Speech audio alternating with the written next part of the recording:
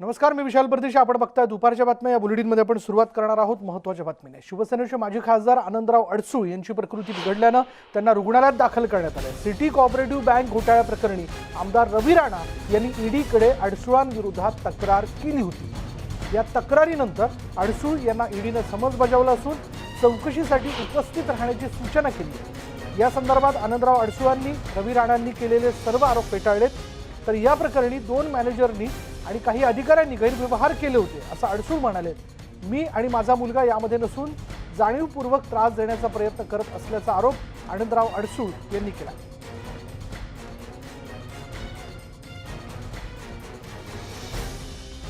आणि याचविषयी आम्ही प्रतिक्रिया जाणून घेतलेली आहे रवी राणा यांची.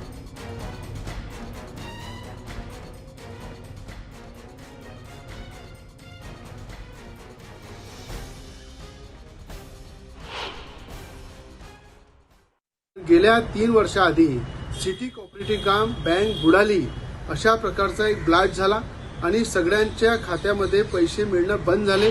लोकांनी चक्रा मारल्या, आंदोलनं केले. पण त्या ठिकाणी आर्थिक गुन्हे शाखेमध्ये सुद्धा तक्रार केली, लोकल पोलीस स्टेशनमध्ये सुद्धा तक्रार केली. पण ज्या बँकेचे चेअरमॅन आनंदराव अडसूळ जे त्या बँकेचे चेअरमॅन आहे, त्या चेअरमॅननी आनंदराव अडसूळांनी त्या ठिकाणी 980 कोटी रुपयाच्या ज्या ठेवी होत्या आणि मुंबईमधले 9000 खातेदार, सगळा 90% मराठी खातेदार, या सगळ्या लोकांची फसवणूक केली. ज्या बिल्डरांना 1 कोटी रुपये 1 कोटीची प्रॉपर्टी आहे त्यांना 5 कोटी रुपये लोन दिलं. ज्यांना 5 कोटी रुपयाची प्रॉपर्टी त्यांना 20 कोटी लोन दिलं. आणि ते लोन दिल्यामुळं 20% त्यांच्याकडनं कमिशन घेतले. आणि कमिशन घेतल्यानंतर ती बँक बुडाली.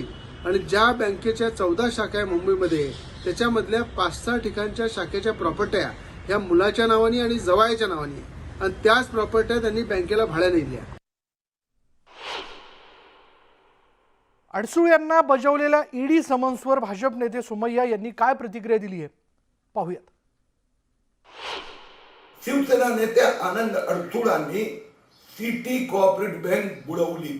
94 कोटी छोट्या गुंतवणूकदारांचे गेले कोट्यावधी रुपये अडसूळांच्या अकाउंट मध्ये आले. गुंतवणूकदारांसाठी उद्धव ठाकरेंनी काही कारवाई केली नाही. ईडीने अनेक समन्स पाठवले, अडसूळ जात नाही. छोट्या गुंतवणूकदारांसाठी झालेल्या या कारवाईचं मी स्वागत करतोय. या सगळ्या मंत्री नेत्यांनी लुटायचं जनतेला आणि मग कारवाई झाली तर म्हणायचं सुडापोटी घोटाळेबाजांविरुद्ध कारवाई होणार ना. यानंतर पाहूया अमरावती इथले माजी खासदार अडसूळ यांच्या निवासस्थानी सुद्धा छापा पडल्याची जोरदार चर्चा आहे. मात्र त्यांच्या अमरावती इथल्या निवासस्थानाला सध्या कुलूप लागलेले आहे आणि याविषयीचा आढावा घेतला आमचे प्रतिनिधी संजय शेंडे यांनी. शिवसेनेचे बडे नेते आणि माजी केंद्रीय मंत्री, अमरावती जिल्ह्याचे माजी खासदार आनंदराव अडसूळ आणि त्यांचे पुत्र माजी आमदार अभिजित अडसूळ या दोघांनाही ईडीचे समन्स बजावल्याच्या सकाळपासून मोठ्या प्रमाणात वृत्त पसरलेलं आहे.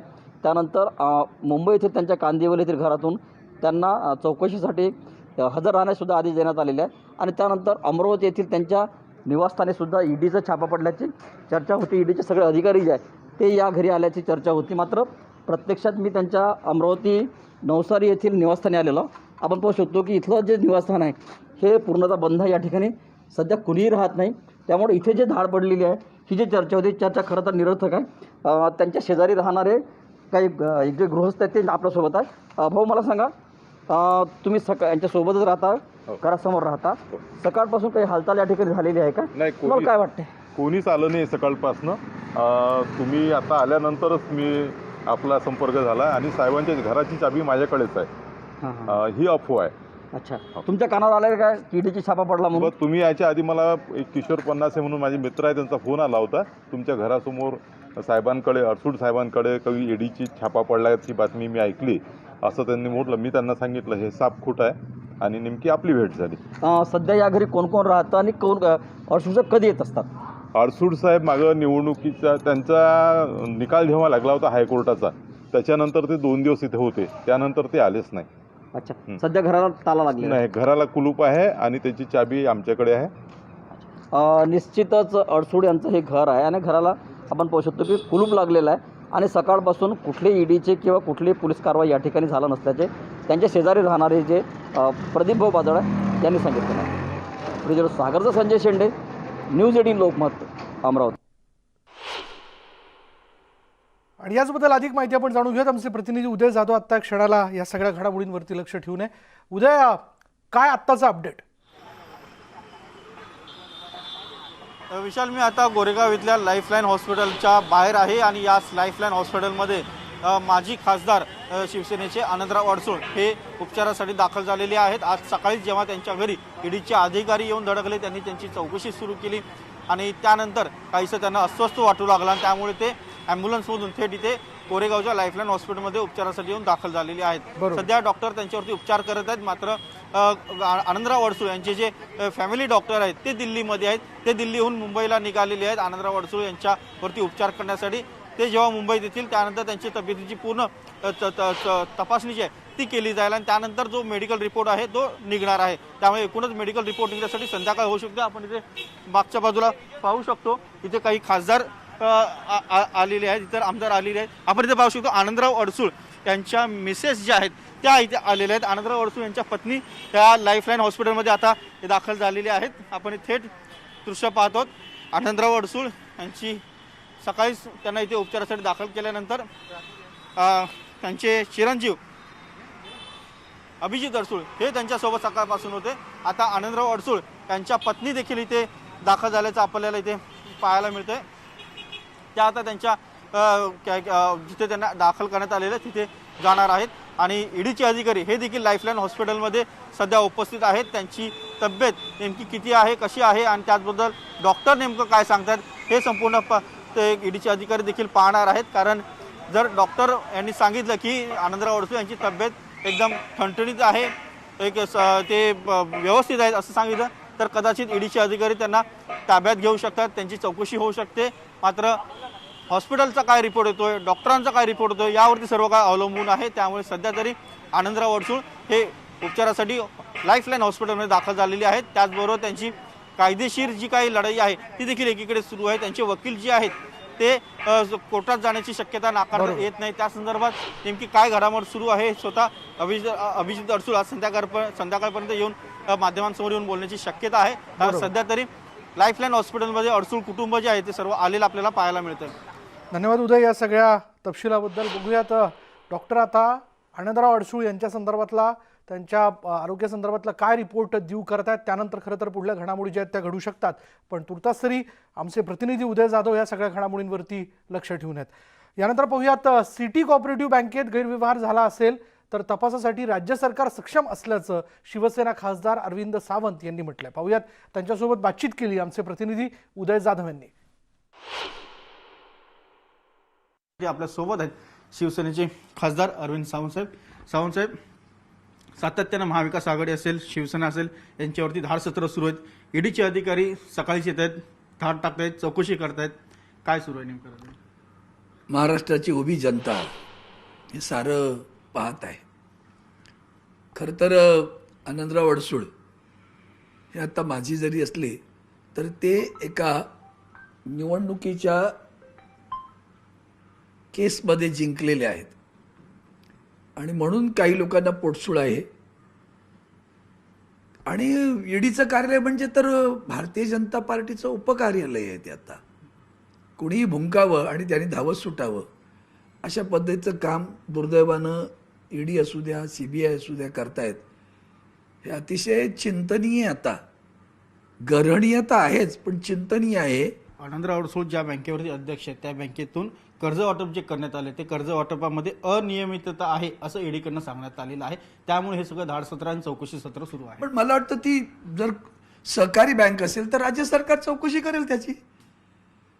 तो त्यांचा अधिकार आहे. काल परवाकडे अमित शहा म्हणाले की सहकार हा तो राज्यांचाच अधिकार आहे, आम्ही सहकार्य करायला इथं आम्ही नवीन मंत्रालय उभं केलं आहे. आणि सिटी बँकेची की 2014ला लोकसभेच्या निवडणुकीत उभा असताना सुद्धा अनेक सिटी बँकेचे खातेदार दुःखी आहेत बिचारे. त्यांच्यावर न्याय मिळाला पाहिजे याच्यावर दुमत असण्याची कारणच नाही. पण सिटी बँक म्हणजे एकटे अडसूळ आहेत का? बँकेचे बोर्ड ऑफ डायरेक्टर्स आहेत ना, मुंबई बँकेची चौकशी लागल्याबरोबर सिटी बँकेवर धाड टाकली जाते हे न कळण्या इतका महाराष्ट्र दुधखोळा नाही. एवढं लक्षात आलं तरी खूप काही समजेल. अहो, ज्यांचं कुळ आणि मूळ खरं नाही त्या दोघांचंही, आणि जे अखंड भ्रष्टाचारच बुडालेले आहेत, ते दिल्ली पब्लिक स्कूल आहे ना, त्याची चौकशी करा. BSLची जमीन हडपली, दिलेल्या कामासाठी, दिलेल्या पर्पज ज्याला म्हणतो, ज्या हेतूसाठी जागा दिली तिचा वापर केला नाही, त्याच्यावर चौकशी विभागीय चौकशीमध्ये अहवालामध्ये त्यांच्यावर खापर फोडला आणि ती जमीन शासनाने अधिग्रहित करा असं म्हटलेलं आहे स्पष्टपणे. मग जे स्वतः भ्रष्ट आहेत, ज्यांची पत्नी लोकसभेच्या निवडणुकीत जरी जिंकली असली तरी उच्च न्यायालयात खोटं जातीचा प्रमाणपत्राचा दाखला दिला आणि खर्च आवाक्याच्या बाहेर केला, दोन्ही केसमध्ये त्यांच्यावरचे आरोप सिद्ध झाले. उच्च न्यायालयाने त्यांची खासदारकी रद्द केली. कुणाच्या आशीर्वादाने अजून सुरू आहे, एकदा तेही जनतेला कळू द्या. धन्यवाद सर. न्यूज 18 लोकमतशी बोलल्याबद्दल. Video journalist Rakesh Bhosale sir. Uday Jadhav, news 18 Lokmat, Mumbai. दरम्यान यावर राज्याचे महसूल राज्यमंत्री अब्दुल सत्तार यांनी काय म्हटलं तेही जाणून घेऊयात. ही काही पहिली कारवाई नाही आहे. अशा पद्धतीने सूडबुद्धीने अनेक जिल्ह्यामध्ये अनेक नेत्यावर शिवसेनेच्या जी कारवाई होऊ लागली, ही कारवाई विशेषतः सूडबुद्धीने, याच्यामध्ये काही तथ्य आणि सत्य नाही आहे. कारवाई करायची म्हणून कारवाई करायची आणि अशा पद्धतीने कारवाई केलं. खरं म्हणजे महाराष्ट्र सरकारला ही अशा पद्धतीने कारवाया करण्याचा कधी नियोजन केलं आम्ही तर यांची किती लाईन लागतील, किती लोकांवर कारवाई होतील याचा कोणी अंदाजाही लावू शकत नाही. परंतु शेवटी ही लोकशाही आहे. राज्याचे मदत आणि पुनर्वसन मंत्री विजय वडेट्टीवार यांनी देखील याबद्दल काय म्हटलं ते जाणून घेणं फार महत्त्वाचं आहे. की महाविकास आघाडीचे नेते सर्व भ्रष्ट आहेत आणि बाकीचे सगळे स्वच्छ आहेत. पण असे की जी कारवाई आता सगळी ज्या पद्धतीने सुरू आहे राजकीय हेतूने प्रेरित आहे. त्यामुळं 3 पक्षाचं जे सरकार आहे, जो त्रास देण्याचा त्यांचा जो एक मानस आहे, मला वाटतं की यातून यह आघाडी आता फेविकॉल का जोड होतोय, वो कभी नहीं तुटेगा. Okay, thank you. ब्रेकनंतर बघूयात. आज जागतिक पर्यटन दिवस आहे. पर्यटनासाठी सर्वात समृद्ध राज्य असं आपल्या महाराष्ट्राविषयी म्हटलं तर अजिबात वावगं ठरणार नाही. खास करून सह्याद्रीच्या डोंगर रांगांमध्ये तर आपल्याला वेगवेगळी आकर्षणं असलेली पर्यटन स्थळं पाहायला मिळतात. अशाच एका अनोख्या पर्यटन स्थळाची सैर करूयात आमचा प्रतिनिधी रोहन सोबत.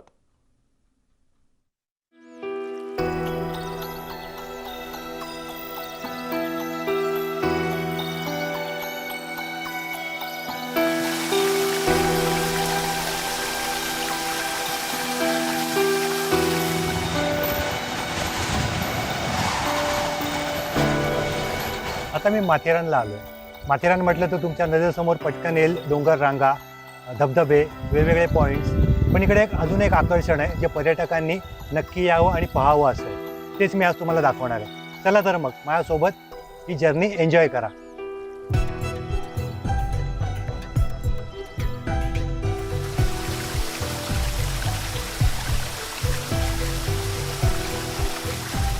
माथेरानच्या अनोख्या आकर्षणाविषयी खूपदा ऐकलं होतं. त्यामुळे मनात उत्सुकता ठेवत माझा प्रवास त्या दिशेने सुरू झाला. ढगांच्या सोबत घाटमाथ्यावर चालताना माथेरानच्या डोंगर रांगा दऱ्या मनमोहक दिसत होत्या.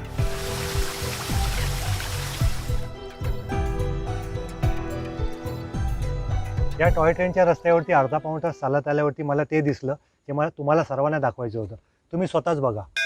बाप्पाची उंच मूर्ती दगडात कोरलेली, त्यालाच कड्यावरचा राजाराम खडे म्हणून ते टॉय ट्रेनचे ड्रायव्हर होते. ते टॉय ट्रेन चालवत असताना येता जाता त्यांना हा जो शुल्क आहे जिथे बाप्पा आता आहेत तो नेहमी खुणवायचा. इथे काहीतरी आहे.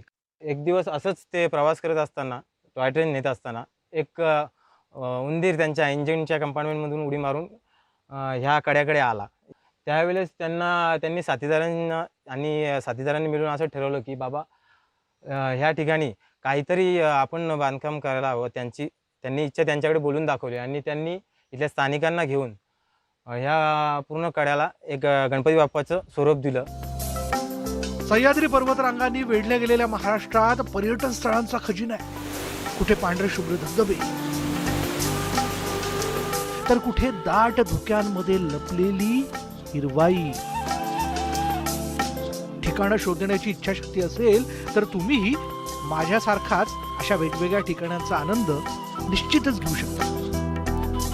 रोहन, न्यूज 18 लोकमत, माथेरान. यानंतर दुपारच्या बातम्यांमध्ये इथेच थांबणार आहोत. पहा फक्त न्यूज 18 लोकमत.